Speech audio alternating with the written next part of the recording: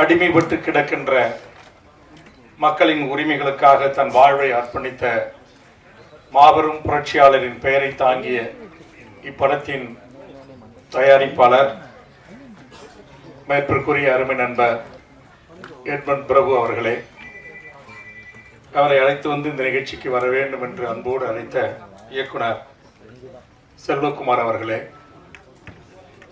இந்த படத்தின் இயக்குனர் மிக இளம் வயதில் மிகச் சிறப்பாக தான் ஏற்றுக்கொண்ட கதாபாத்திரத்தை மிக சிறப்பாக மக்களுக்கு காட்சி ஊடகத்தினூடாக தந்திருக்கின்ற அலெக்ஸ் அவர்களே, இந்த பாடல் வெளியீட்டு விழாவை வெளியிட்டு சென்சார் போர்டின் அடக்குமுறைகளுக்கு விரைவில் ஒரு முடிவு எட்டுவதற்காக ஏற்கனவே இதே அரங்கில் என்னை பணித்திட்ட என் அன்புக்குரிய அண்ணன் தொல் திருமா அவர்களே, என் பெரும் மதிப்பிற்குரிய அண்ணன் முத்தரசன் அவர்களே, திரைத்துறையில் நான் ஒரு மாத காலம் அமெரிக்காவில் இருக்கிற தமிழ்ச்சங்கங்களின் அழைப்பை ஏற்று அங்கு பயணித்த போது தமிழ்நாட்டின் பல்வேறு வாழ்வுரிமை சிக்கல்களை குறித்து பேசிய போதும் திரைத்துறையை சார்ந்த அமர்வில் அங்கு நம்முடைய தமிழர்கள் எழுப்பிய கேள்விகளில் நான் மிக நெஞ்சுரத்தோடு நெஞ்ச நிமிர்த்தி திரைத்துறையிலும் தமிழுக்கும் தமிழ்நாட்டுக்கும் பிரச்சனை வந்தால் குரல் கொடுக்கின்ற உண்மையான ஒரு புரட்சி தமிழன் சத்யராஜ் என்று அந்த அரங்குகளில் பதிலளித்தேன்.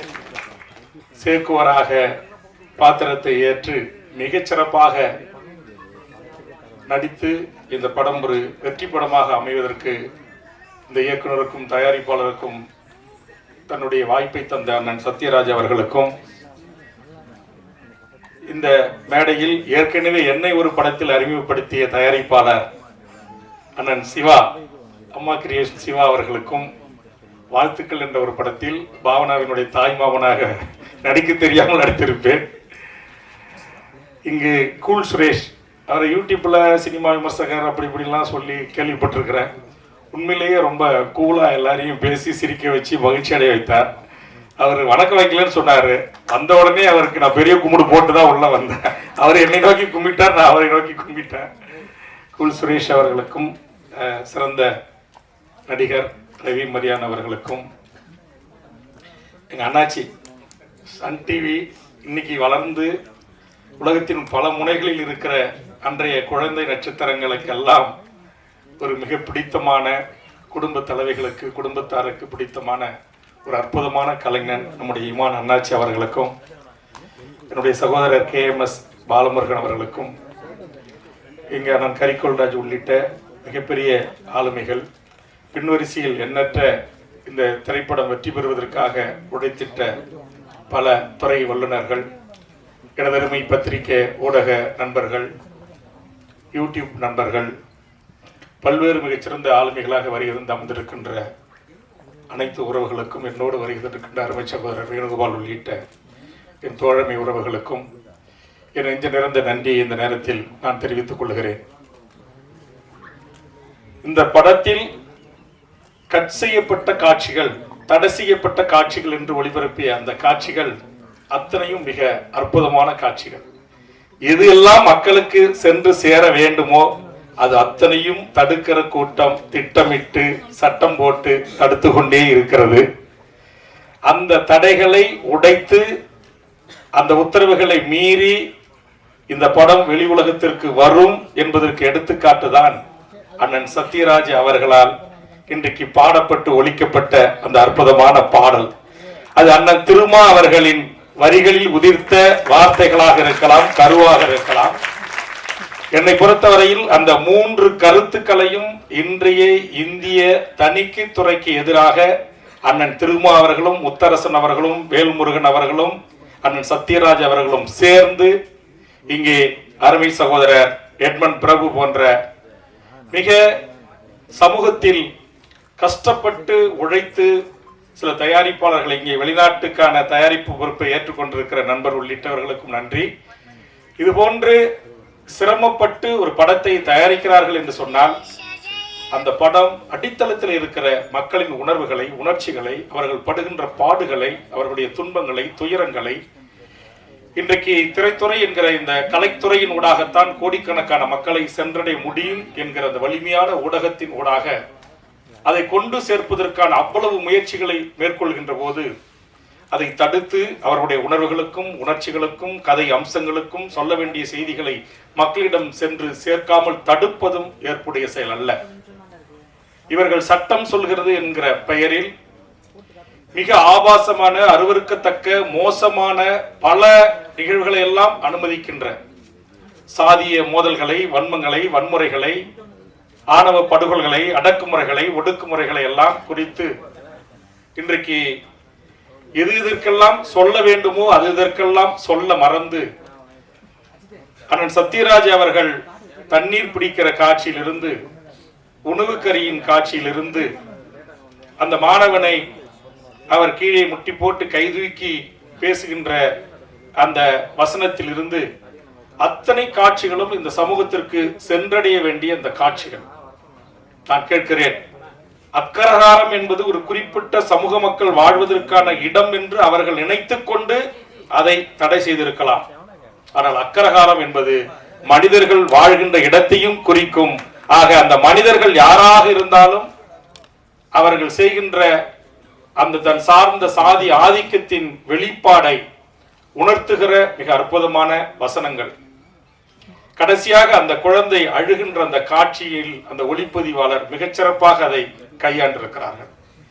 இதிலே இது போன்ற ஒரு குறைந்த நிதியை கொண்டு படத்தை தயாரிக்கின்ற போது ஒவ்வொரு துறை சார்ந்த ஒளிப்பதிவாளரிலிருந்து, இசையமைப்பாளரிலிருந்து ஒவ்வொரு துறை சார்ந்த நடிகர்களும் தங்களுக்கு ஏற்பளிக்கப்பட்ட அந்த கதையின் பாத்திரத்தை மிகச்சிறப்பாகவே செய்திருப்பதாக நான் அறிகிறேன்.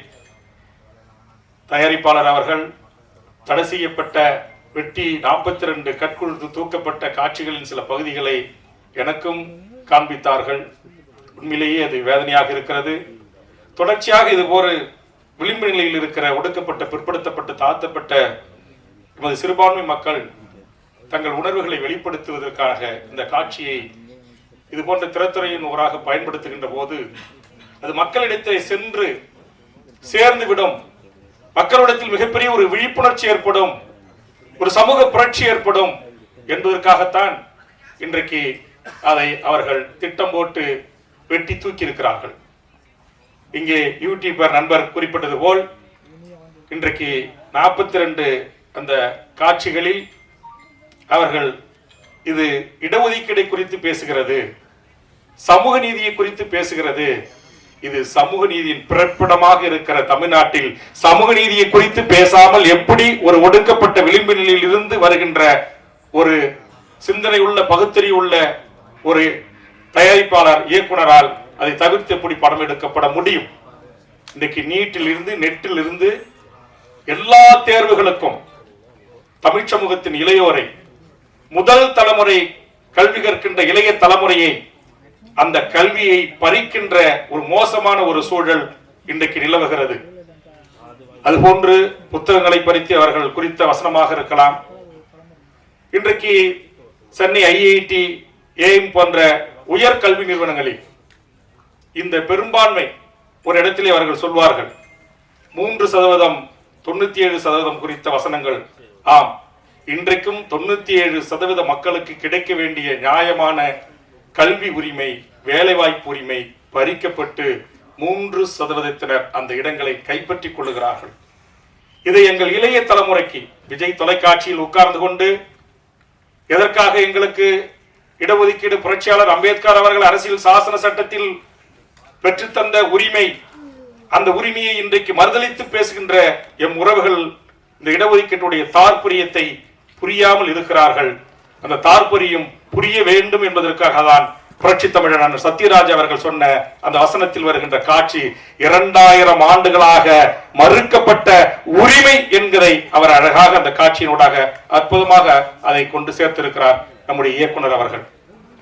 ஆக இந்த செய்திகள் எல்லாம் ஒடுக்கப்பட்ட, மிக பிற்படுத்தப்பட்ட, தாழ்த்தப்பட்ட முதல் தலைமுறை கல்வியை பெறுகின்ற இந்த மக்கள் இந்த இடங்களில் வருவதை சகித்துக் கொள்ள முடியவில்லை. இன்றைக்கு பெரும்பான்மையான பத்திரிகை ஊடகங்கள் கூட நம் தமிழர் சார்ந்த ஊடகங்களாக இருந்தாலும் கூட அதனுடைய தலைமை பொறுப்புகளை எடிட்டிங் இன் சீஃப் என்று உயர்ந்த பொறுப்புகளில் இருக்கின்ற அந்த 3% வருகின்றவர்கள் அங்கேயும் நமக்கான தடையை போடுகிறார்கள். ஆக இதையெல்லாம் உடைத்தெறிந்து இன்றைக்கு இந்த சமூக நீதி இந்த மண்ணில் நிலைபெற வேண்டும். இந்த சமூக நீதி மண்ணாக தமிழகம் இருக்கிறது என்று சொன்னால் தந்தை பெரியார், பேரறிஞர் அண்ணா, கலைஞர் என்கிற மகத்தான நம்முடைய முன்னோர்கள், நம்முடைய முன்னத்தி ஏறுகள் இந்த மண்ணில் செய்திட்ட தியாகங்கள், அதையெல்லாம் நினைவு கூர்ந்து நாளைய தலைமுறைக்கு இது போன்ற மிகப்பெரிய ஒரு காட்சி ஊடகத்தின் ஊடாக, அதுவும் திரைத்துறையின் ஊடாக இந்த செய்திகளை எடுத்துச் செல்கின்ற இது போன்ற படங்களை இன்றைக்கு சென்சார் போர்டு ஏன் அனுமதிக்க மறுக்கிறார்கள்? அங்கு நமக்கான குரல்கள் இல்லையா, நமக்காக பேசுவதற்கு இல்லையா என்கிற அந்த நிலையை அந்த ஒட்டுமொத்த சென்சார் போர்டில் இருக்கிற உறுப்பினர்களின் ஒரு பக்கம் நிறுத்தி இந்த நியாயத்தை, இவர்களுக்கு இழுக்கப்பட்டிருக்கிற அநீதியை நாளை இந்திய நாடாளுமன்றத்தில் என் அண்ணன் திருமா அவர்கள் ஓங்கி ஒழிப்பார். இந்த அமெரிக்காவில் இருந்து வருகை தந்த உடனேயே டெல்லி நாடாளுமன்றத்தில் அண்ணன் திருமா, கனிமொழி போன்ற, திருச்சி சிவா போன்ற மிகச்சிறந்த நம்முடைய தமிழ்நாட்டு நாடாளுமன்ற உறுப்பினர்களின் உரையை கேட்டேன். ஒரு பொருளை குறித்து மிக ஆழமாக, அறிவுபூர்வமாக, வரலாற்று ரீதியாக, சட்ட ரீதியாக மிகச் சிறப்பாக இன்றைக்கு இந்திய நாடாளுமன்றத்தில், அது SC ST மக்களாக இருக்கலாம், இஸ்லாமிய மக்களாக இருக்கலாம், மிக பிற்படுத்தப்பட்ட மக்களின் உரிமையாக இருக்கலாம், அனைத்து மனிதகுல மக்களின் பிரச்சனைகளுக்கு மிக ஆழமாக அறிவோடு இன்றைக்கு இந்திய நாடாளுமன்றத்தில் புரட்சியாளர் அம்பேத்கருக்கு பிறகு ஒரு தலித் சமூகத்தில் பிறந்து இந்தியாவையே திரும்பி பார்க்கக்கூடிய ஒரு ஆளுமையாக அண்ணன் திருமா அவர்கள் வளர்ந்து வருகிறார். அவரும் நானும், அண்ணன் முத்தரசன் போன்றவர்களும், அண்ணன் சத்யராஜ் போன்றவர்களும் சேர்ந்து இங்கே வீட்டில் இருக்கிற அண்ணன் இமான் அண்ணாச்சியில் தொடங்கி கூல் சுரேஷ் வரையில் திரைத்துறையில் இந்த ஆதிக்கத்திற்கு எதிராக, இந்த அநீதிக்கு எதிராக போராடுகின்ற தமிழ் சமூகத்தின் உறவுகளை கைகோர்த்து விரைவில் இந்த ஆதிக்க கொட்டமடிக்கின்ற, ஆதிக்க திமிரோடு நடந்து கொள்ளுகிற தமிழ் சமூகத்தின் அடிப்படை உரிமைகளுக்காக, தேவைகளுக்காக திரைத்துறையிலும் காட்சி அமைக்கின்ற இது போன்ற தயாரிப்பாளர்கள் கஷ்டப்பட்டு தயாரிக்கின்ற படங்களில் அரை மணி நேரம் 42 கட்டு 72 கட்டு என்கிற அளவில் இந்த முழுமையான சொல்ல வேண்டிய செய்தியை எமது தமிழக மக்களுக்கு எடுத்து செல்ல மறுக்கின்ற அந்த சென்சார் போர்டு என்கிற அந்த ஆதிக்க கோட்டை விரைவில் உடைத்தெறிவதற்கு, கோட்டை உடைத்தெறிவதற்கு என்று தான் சொன்னேன். நான் டோல் கேட்டை உடைத்தெறிந்தது போல் என்று நான் சொல்லவில்லை. ஒரு ஜனநாயக ரீதியான, அது என்னுடைய பாணி போராட்டம் என்பது உங்களுக்கு தெரியும். நான் திரைத்துறையை ஆதரித்தாலும் உறுதியாக ஆதரிப்பேன், எதிர்த்தாலும் கத்தி படத்தில் சத்தியம் திரையரங்குக்கு என்ன நேர்பட்டது என்பதை பலர் அறிவார்கள். ஆக என்னை பொறுத்தவரையில் ஒரு பிரச்சனையில் என்னை ஒருமுகப்படுத்தி கொண்டு அவர்களுக்காக குரல் கொடுக்க போராட தொடங்கினால் அந்த போராட்டம் வெற்றி பெறும். அது மக்களை அணிதிரட்டி நடத்துகிற போராட்டம். ஆனால் சட்ட ரீதியாக நாடாளுமன்றத்தின் ஊடாக, இதற்கான துறையின் அமைச்சரின் ஊடாக இதை வலியுறுத்தி இது போன்ற தயாரிப்பாளர்கள், இயக்குநருடைய அந்த படங்களில் அவர்கள் சொல்ல வந்த கருத்துக்களை, சொல்ல வந்த செய்திகளை முழுவதுமாக இன்றைக்கு மக்களிடம் கொண்டு சேர்ப்பதற்கான வாய்ப்பை அண்ணன் திருமா அவர்களும், அண்ணன் முத்தரசன் தலைமையில் இருக்கிற இந்திய கம்யூனிஸ்டுடைய நாடாளுமன்ற உறுப்பினர்களும், இன்னும் இந்த தமிழ் துறையில் இன்னைக்கு அண்ணன் சிவா அவர்கள் பேசுகின்ற போது சொன்னார்கள், இன்னைக்கு சினிமா குறைந்து கொண்டே வருகிறது, பொதுமக்கள் திரையரங்கில் பார்ப்பது என்று. எல்லாம் யூடியூப், வாட்ஸ்அப், அப்புறம் ஏதோ வந்துடுது, அதனால மக்கள் திரையரங்குக்கு வரவில்லை என்ற அந்த ஆதங்கம் நாங்கள் அறிவோம். ஆக அந்த வகையில் இங்கு அருமை சகோதரர் பிரபு அவர்களும், அலெக்ஸ் அவர்களும், நம்முடைய செல்வகுமாரன் போன்றவர்களும், இன்னும் எத்தனையோ சகோதரன் குணா போன்ற எத்தனையோ திரைத்துறையில் கஷ்டப்பட்டு உழைத்து தங்கள் உழைப்பால், தங்கள் சுய சிந்தனையால், தங்கள் திறமையால், தங்கள் எழுத்துக்களால் அவர்கள் வடித்தெடுக்கின்ற இது போன்ற படங்கள், காட்சிகள், கதைகள் அப்புறப்படுத்தாமல், வெட்டி தூக்கி எரியப்படாமல் இந்த மண்ணின் மக்களுக்கான கதைகள் சென்றடைவதற்கான வாய்ப்பை நாங்கள் அனைவரும் சேர்ந்து உருவாக்கி தருவதற்கான முயற்சியில் ஈடுபடுவோம். அதற்காக விரைவில் செப்டம்பர் புரட்சியாளர்களின் தினம், அந்த செப்டம்பர் தந்தை பெரியாரின் தினம், இந்த செப்டம்பர் திங்களில் கண்டிப்பாக இந்த ஒன்றிய பாசிச பாரதிய ஜனதா அரசின் துணையோடு இன்றைக்கு சென்சார் போர்டில் அமர்ந்து கொண்டு கொட்டமடிக்கிறவர்கள், பொண்டாட்டிக்கிட்ட கோபம் இருந்துச்சுன்னா இரவு போய் திரும்பவும் பொண்டாட்டிக்கிட்ட காட்டு. அதை விட்டுட்டு பாவம் கஷ்டப்பட்டு இங்க படம் எடுக்கிற தயாரிப்பாளர்களுடைய அறிவு சிந்தனையில் கை வைக்க கூடாது என்கிற கருத்தை வலியுறுத்தி ஒரு ஜனநாயக போராட்டத்தை நானே தமிழக வாழ்வுரிமை கட்சியின் சார்பாகவும் தமிழ் சமூகத்தின் உரிமைகளுக்காக 150க்கும் மேற்பட்ட அரசியல் கட்சிகள், அமைப்புகள், இயக்கங்கள், தமிழ் தேசிய பெரியாரிய இயக்கங்களை ஒருங்கிணைத்து தொடர்ச்சியாக தமிழ் சமூகத்தின் உரிமைகளுக்கு போராடுகிற அந்த போராட்ட களம் விரைவில் சென்சார் போர்டுக்கு எதிராக அமையும் என்பதை இந்த நேரத்திலே தெரிவித்து இந்த நல்வாய்ப்பு வழங்கிய அத்தனை நல்ல உள்ளங்களுக்கும் நெஞ்சார்ந்த நன்றியை கூறி 2 மணிக்கு வேறொரு நிகழ்ச்சிக்காக விழுப்புரம் செல்ல வேண்டும் என்கிற காரணத்தினால் அண்ணன் திருமா முத்தரசன், அண்ணன் சத்யராஜ் அவர்களிடத்திலேயே நான் அனுமதி பெற்று விடைபெறுகிறேன். இந்த இனிய வாய்ப்புக்கு நன்றி, வணக்கம்.